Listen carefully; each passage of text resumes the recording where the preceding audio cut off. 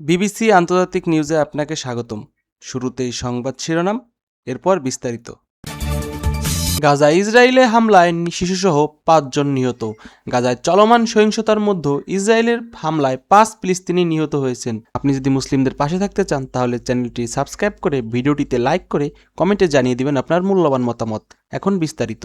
গাজা ইসরায়েলে হামলায় শিশুসহ ৫ জন নিহত।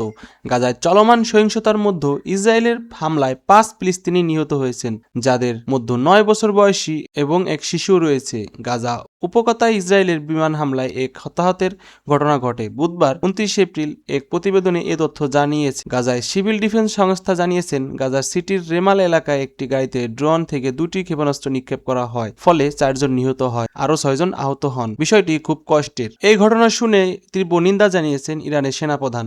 ইরান চাইছে ইসরায়েলের সাথে যুদ্ধ করবে এবং ইসরায়েলকে খুবই তাড়াতাড়ি উড়িয়ে দেবে।